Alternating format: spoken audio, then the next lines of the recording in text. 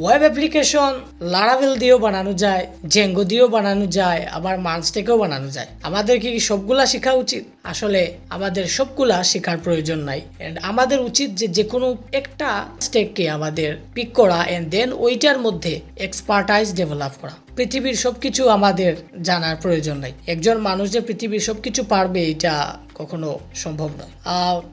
যখন আমরা স্টার্ট করি এজ এ বিগিনার, কিছু জনের মধ্যে একটা অ্যাটিটিউড থাকে ভাই আমরা সবকিছু শিখে ফেলবো। ওটাকে আছে যে হালকা ওয়ার্ডপ্রেস পারে, হালকা রিয়েক্ট পারে, হালকা ফ্লাটার পারে। তো এইভাবে চলতে চলতে 2-3 বছর পরে গিয়ে দেখে যে আসলে সে সবকিছুই পারে, কিন্তু একটাতেও সে কিন্তু এক্সপার্ট না। বাট আপনি যদি আপনার স্কিল নিয়ে আপনি জব মার্কেটে যান আর ফ্রিল্যান্স মার্কেটে যান, আপনার কিন্তু এক্সপেক্ট করা হয় যে আপনি মোটামুটি লেভেলের এক্সপার্ট এন্ড আপনি বুঝেন আপনি কি করতেছেন। সো আমাদের উচিত সবকিছুতে না ঢুকে একটু টি শেপড একজন ডেভেলপার হওয়ার ট্রাই করা। যদিও আমাদের সব টেকনোলজি একটু একটু জানা উচিত, কারণ প্রজেক্ট করতে গেলে কখন কোনটা লাগে এটা তো বলা যায় না।